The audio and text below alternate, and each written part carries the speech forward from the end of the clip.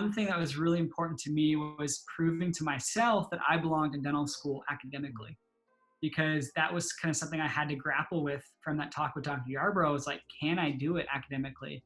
Had to admit to myself that I was nervous, that maybe I couldn't. So I studied the hardest I've ever studied. I developed new study skills. I did not try to do what I did undergrad because it clearly didn't work. I developed new study skills, new study habits. And my first OChem quiz, OChem had crushed me. OChem was probably the reason I wasn't in dental school yet. I studied like it was a final exam, took the quiz, and I got 10 out of 10. And I've never wanted to cry because of school before until then. I didn't cry, for the record, but I felt so emotional that like I got a 10 out of 10 on an OChem quiz. Like I didn't think I was, okay, I thought I was capable of it, but I wasn't sure. And so then to show myself like, hey, I can do this. Like I can get a 10 out of 10. If I can get a 10 out of 10 on a quiz, I can get a 10 out of 10 on a midterm, and I can get a 10 out of 10 on a final. And so it showed me, that one quiz showed me I can do this. Like, let's go. Let's buckle down and do this thing. Because that was like probably the first week of school. It was probably reassuring to you because really what you're explaining, this was your final chance. This was your last chance. And to get that score back and be like, man, I'm making the right step forward. That must have been amazing. Yeah. Yeah. One little practical tip for any of you people in undergrad or maybe in a post-bacc right now. One thing I never did at UC Davis was go to office hours. Never did. Me neither. At Oregon State, I went to every single office hours for OChem and for anatomy phys. Biochem didn't really offer them as much, and the other classes not quite, but OChem and anatomy phys, they weren't office hours. They were like free exam points, because you go there and they're only going to talk about what they think is really important. Right. And they're the ones writing the test. So why would you not go and hang out with the person writing the test the week before the test, you know? Exactly. I'm sure that also helped with, a letter of recommendations too, right? You read my mind. I was going to say it did two things. First thing, it helped me with school a lot. When the teacher knows your name, you take the class a little more serious. Oh, and the other thing is sit in the front row. I know it's lame. I know only nerds sit in the front row, but if you want to go to dental school, you have to be a nerd. Just accept it. Yeah. So I was a nerd. I sat in like the first 1 or 2 rows right in front of the podium. And when the person knows your name and they call on you in class, or they look at you and make sure that you're nodding and you're not asleep, it hits different, as the kids say these days. It hits different. Yeah. And so the second thing it did, like you alluded to, is letters of rec. Now I had faculty who I took for all 3 quarters who knew me, knew my story, knew my motivation, knew why this guy who was probably 3 or 4 years older than all the other students was there. And they cared about me and they cared about my success. I have an email that I had saved. I have a screenshot of it, and I looked back at it actually a few weeks ago. The final exam for, I think, the second OChem class, studied so hard for that thing, and I got 100% on it. And I only say that not to brag at all, but to show you that you could fail OChem, and then with a little bit more work and a little more dedication, you can get 100%. My brain didn't change. I didn't get any smarter. I just worked harder. Yeah. And so my professor, Dr. Miles, he emailed me and said, I personally want to congratulate you. The only person out of 400 people who got 100%. And I can tell how hard you've been working, and like, keep it up. Like, you're on the right path. That is, man. And so it meant so much that he cared enough to even look what I got on the test. Yeah. And then to reach out and just tell me that I was doing a good job. Like, for someone who had failed OChem, and OChem was a 4-letter word for a long time, like to now be thriving was amazing. So like, if you're watching this and you got crushed by your physiology class, your biochem class, or OChem like me, like, you can do it if you want it bad enough and you're willing to maybe change some study habits or get a tutor or go to office hours. Like, you can do it. Only person that got 100% out of 400 students. It was the guy who failed. It was OChem too. It was the second one, which is the one, I'm not kidding. I got a D, and then I got an F. No, I got an F, and then I got a D, and then I got a C+ the 3 times I took it at Davis. I took that class 3 times at Davis, and then with a lot more dedication and a lot more hard work, I went from triple failing basically to the top of a class of 400 people. Crazy. And so, it wasn't, my intelligence had nothing to do with it. It was 100% hard work. Yeah, man. I mean, so with all of that said, going into your 4th application cycle, it must have felt a lot different. Yeah. Yeah, you must have gone into that with a little bit more confidence, Yeah. of course, but it must have just, the whole feeling of it must have been just drastically different. Well, yeah, I mean, before I was trying to hide my academics. Like, Mm-hmm. what smoke screens could I put up so they don't look at my grades? And now I was like, hey, look at my grades. Yeah. Look at my last 3 quarters at OSU. Like, A. Like, oh, you want to look at my anatomy phys? A. You want to look at my OChem? Also A plus. And Mm-hmm. so I went from like, please don't look at my grades to like, yeah, go for it. Let's talk about it. Mm-hmm. And so it was cool too, because my personal statement originally, I barely talked about grades because I didn't want them to look at. But then my new personal statement with these new grades, it was something that I could show like what type of person I was. I could say clearly my intelligence, like I can do bad, I can do good. I don't know. It's kind of a mixed bag. But if you look at my hard work and my perseverance, you will see that I went from a crappy student to a successful student because I wanted it really bad and I worked really, really, really hard. Yeah. And so, yeah, my new application was like not flaunting my grades, but saying, please look at them. Like, please don't look at my overall GPA. Look at these new grades. Look at what I'm capable of when I'm a mature adult who wants to work hard and is focused on one goal. And so, one quick, if you are in a post-bacc or a master's program and your application, your bucket with all your extracurriculars is full from undergrad, do not join any clubs. Do not join IM sports teams. You are there on a mission. You are on this post-bacc. Your full-time 40-hour-a-week job is being a bomb student and getting good grades. Right. You had your fun. I had no friends at Oregon State. I mean, and that's a good point, because joining a club is almost like doing the same things you just did in, undergrad all over again. Putting yourself in so many things that you really can't afford to do because you should be a full-time student. It's a really good point. Yeah. Yeah, I should go back to say I did have friends. I had like a small group of friends, but they were academic friends. I studied with them. We worked together on projects. It was really funny. After we all left and went our separate ways, they were undergrad students. I was post-bacc. That summer, after I finished classes and took the DAT, I had so much fun. Me and Lindsay did so much fun stuff, camping, hiking, and rock climbing. And they were commenting on my social media like, I didn't know you were a fun person. And I was like, oh man, yeah. So anyways, yeah, focus. Treat it as a mission. Yeah. Hey, what you mentioned there, though, kind of alludes into that story that I wanted to talk about. When you came to Western, when you got in, you came in crutches. And it must have been from all that fun you were having. Yeah, too much fun. So Lindsay and I, go ahead. Before you go into that, I'm assuming right after graduating OSU, you got in that cycle. You were applying that same year. You got in that cycle. Is that correct? And then yeah. So just so the timeline makes sense for people who haven't heard my story, is OSU finished the grades, took the DAT, sent in all our applications. Then we had like 9-ish months, from the time we applied to the time we would hopefully go to school. Well, about a year. So we took jobs in Portland, Oregon. I was working for a nonprofit that did dentistry for kids. Lindsay was working at a private vet hospital.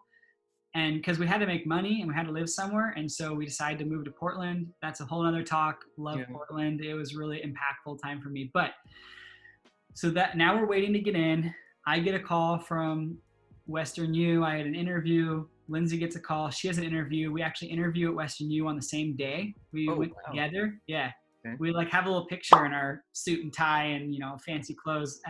And so went to the interview together. Super awesome. Lindsay had a bunch of other interviews. She got into Oregon State where we did the post-bacc. She got in like right away. She had an interview out in Boston. And so Lindsay actually had a lot more interviews than I did. And then so then I get in. Yep. Lindsay gets waitlisted. Yeah.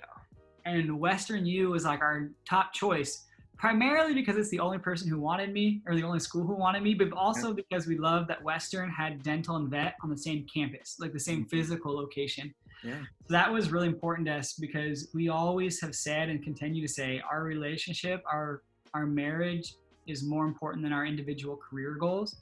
And I remember I remember when I was talking to her parents if I could propose to her, they said like, she wants to be a vet. Is that going to happen? And I told them to their face, I will not be a dentist if it means that she can be a vet. Mm-hmm. And I said that because I really want to propose. But now looking back, I was like, those are some big words. Like, Yeah. and I said them. And so I had to honor them. Like I said it and I needed to follow through. And so we were not willing to split up our family to chase career goals. We're a family. Even though it's just us and the dog, we're still a family and we're going to stick together. So Western U was our top choice because of the programs together. So I got in super amped. Lindsay was waitlisted. And we're like, oh no. Yeah. Gets waitlisted a little longer. Gets waitlisted a little longer.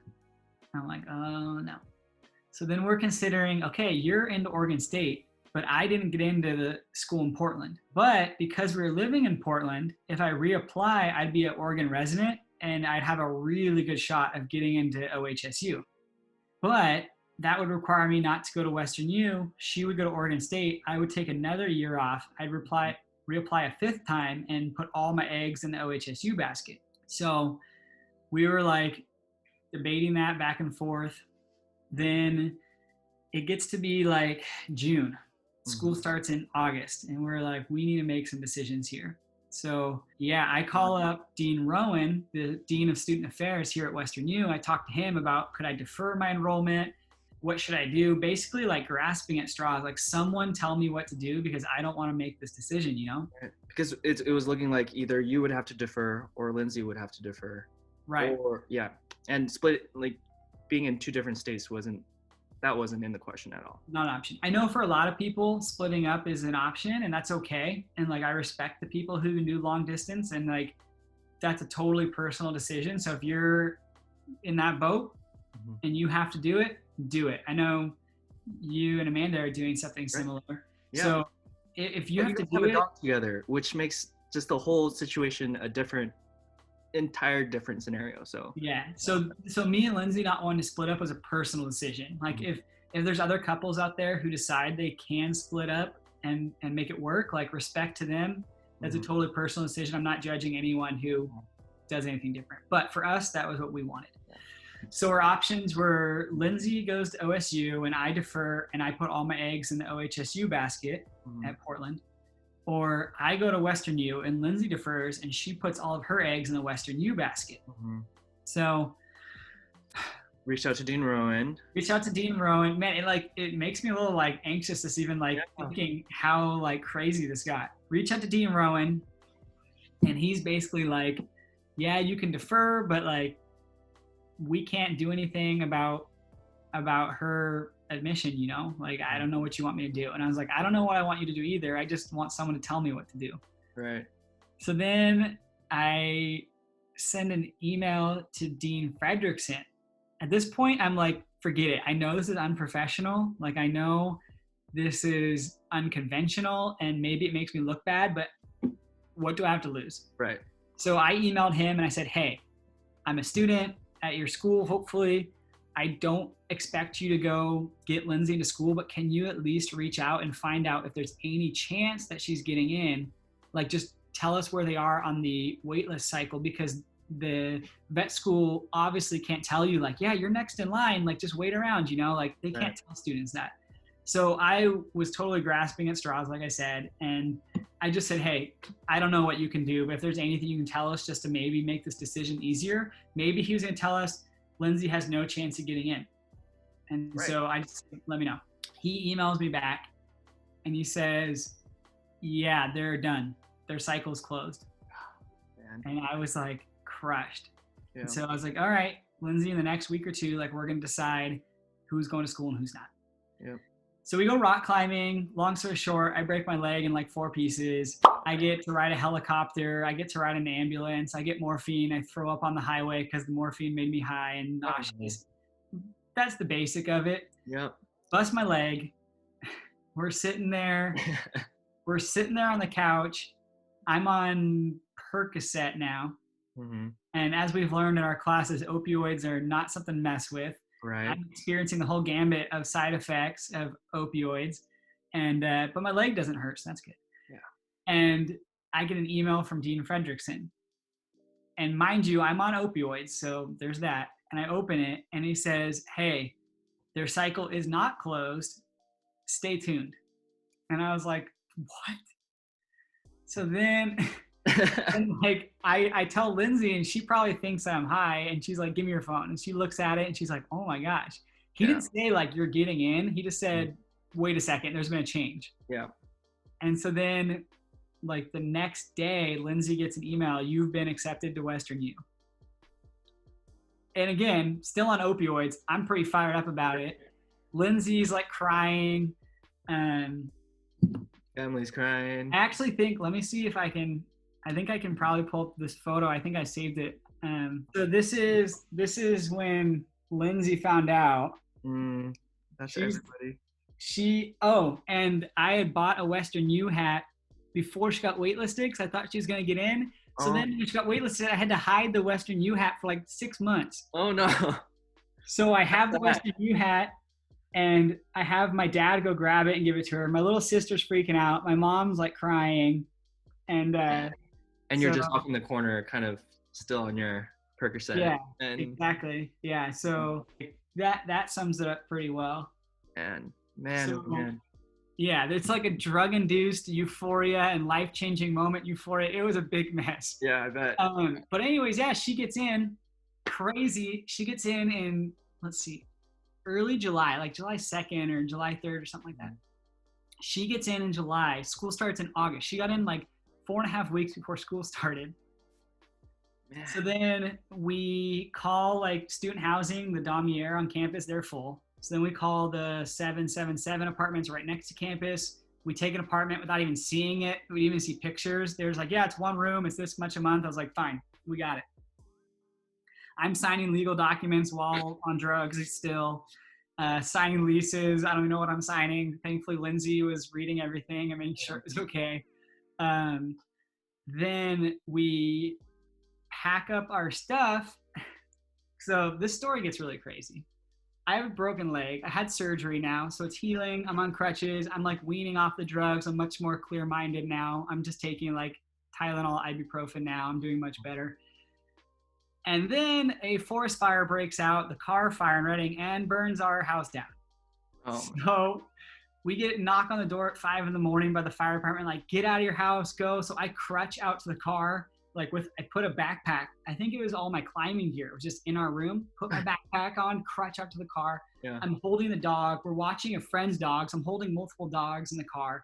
Lindsay's like grabbing stuff. Thankfully, shout out to Lindsay. She put both my bikes out there. I'm on crutches still, putting the bikes on top of the car, like balancing on one foot. We evacuate. Everything we owned was in boxes because we were a week from moving. So we're at my parents' house. Everything's loaded in the garage, nice and organized in boxes, labeled. Garage gets torched. All of our possessions, except for the things we grabbed, are gone. Oh, man. Now I'm in a cast, on crutches, about to move to start a whole new life, and we have nothing. I didn't know that because that was a huge forest fire a couple of years ago. I didn't know your house was a part of that. Yeah, my parents' house. So, man. Yeah, so the cool thing is I show up to school, new backpack, new computer, new clothes, new everything. I must have looked like a baller. Everything I had was brand new. No, you were in crutches though. Yeah, I was crutching around. And so we moved down to school. We crutched around IKEA. My folks drove down and helped us move. Thankfully, we could cancel the U-Haul. That saved us a few $100 because we had nothing to haul. And then my parents came down and we went to IKEA, bought everything, all brand new mattress, brand new bed, brand new everything. Obviously having insurance, like everything was covered by insurance. So financially it wasn't that big of a deal because the insurance is really good. And so that was a big blessing. Like we're very thankful for that. So then, I start school on crutches with all new stuff and a new life. And me and Lindsay moved down here. So it was a crazy summer. I don't recommend applying to dental school 4 times. And I don't recommend burning your house down while you have a broken leg. Right. Both things from experience are not the best. Yeah. And you're probably the only person that can actually say something like that. Yeah. I doubt there's many 4-time dental applicants who had broken legs and fires in their houses. So I'm pretty unique in that way, I guess. But hey, it was all a part of the process, and maybe that's what it takes to. That's what it takes. Yeah. Yeah. So yeah, that's kind of how we got here, like by the skin of our teeth. But like you and I said before, like we're here, and they can't kick you out once you're here as long as you do the right things, you know? Exactly.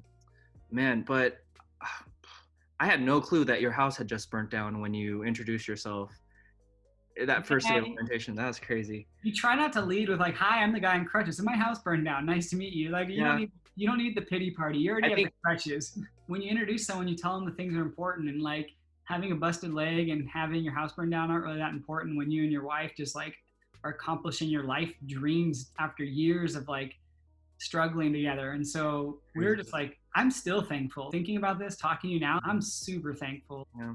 Just the way our life went and how it looked like maybe it wasn't going the way it was supposed to, like it went exactly how it was supposed to go. And I am so thankful because like your story is the same thing. Like you build character and you build personality traits and work ethic and all these things like through your struggles. So when you finally get to dental school, you're ready for it. You're equipped. If they had let me in, I always think if they had let me in any of the schools, including Western U, who denied me 3 times before they let me in, if they had let me in on attempt 1, I think I may have failed out. I don't know if I could have done it. Yeah. So on that note, because I did also want to ask you, how has dental school been for you in light of all of this? Yeah. Do you feel like your post-bacc really set you up for, just dental school in general? Yeah. So for your followers and the people watching your videos, do not think of a post-bacc or a master's as a negative thing. It is a tool to prepare you for dental school. And we just finished I think we're done with the systems courses now, like respiratory, renal, repro, cardio, all those. Those classes were not very difficult for me. And again, I'm not bragging about being so smart or whatever. I took the same classes at Oregon State. I had an amazing teacher. Dr. Quick at Oregon State is an amazing physio teacher, probably the best teacher I've ever had. And so when I was going to the systems courses here at Western U, before each course started, I'd go and I'd review my notes from Oregon State. And then I'd sit and lecture felt like a review because I'd taken it a year and a half ago or 2 years ago at Oregon State. So the post-baccs, the masters, don't look at them as punishment. Like, don't be like, well, I didn't get in, so now my punishment is I have to go back to school, boo-hoo, poor me. Look at it as an opportunity to get ahead. Because if the didactics can be easy for you because you've done them already at your post-bacc or masters, you can now focus on your hand skills. Or even if it just means you have extra time to focus on relationships with friends or family, or focus on other personal goals like fitness goals, or maybe you want to practice a musical instrument. If you have time to do those things because you've already taken the courses at your post-bacc, like you'll be thankful for it. Definitely. And, with all that said, we've given a lot of advice to pre-dental students and pre-health students, but, what's one advice that you can give to a pre-dental student that may be applying again, or just a new applicant that's sitting down and getting ready to apply here in about a month or 2, really? Yeah. The applications open up, in June? So for anyone watching this, or what I would tell myself if I could go back to 2012 or so when I was like halfway through undergrad, nothing in life is worth doing halfway. Yeah. There's nothing valuable that you can get by halfway effort. So when I was at Davis, I wanted to be a dentist, but there wasn't like a fire about it. There wasn't a passion about it.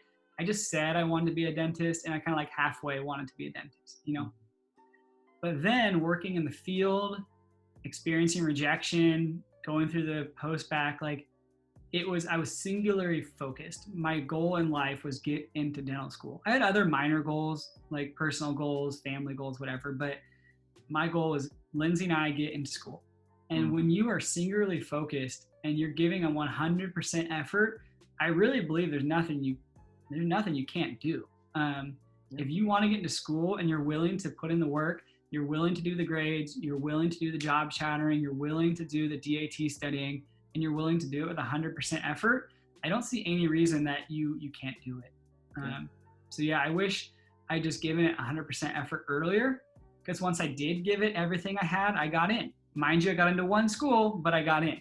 And Yeah. so, yeah, I just think if you're watching this, give it everything you have. And if you don't know what that means, contact Michael, because he'll tell you like what it takes. But yeah, you just gotta want it bad. And if you want it bad enough, you'll get it. Yeah, definitely. Or a fire will push you to get in, right? Yeah, or you'll be on opioids and you'll find out your wife got in vet school. That might happen to you too. Well, Andrew, thank you so much for sitting down and talking to me for, over an hour now. And I feel like we should also thank Lindsay, because we shared her story a little bit too. Yeah, totally. Yeah, I am really thankful. We got Blake's little desk there. We got Lindsay's desk right there. And so I'm really thankful that I get to do it with them too, because yeah, without Lindsay pushing me and prodding me to go back to school, and then also Lindsay was cool, like, let's quit our jobs and move to Oregon and go back to school. And she was like, that was her idea. Not many wives are like so supportive. And so, yeah, big shout out to family, especially Lindsay, because would not be here without their support. Definitely you need a good team around you. Definitely. Well, we'd love to have you back, especially to talk about DAT sometime. Oh, dude, I would love to talk about the DAT. Like, thinking about it got me kind of fired up again. So I'm glad I don't have to take it again. Taking it twice was fine. Yeah. Something I always ask our classmates is, would you rather be taking this head and neck final, or would you rather be interviewing again or retaking the DAT?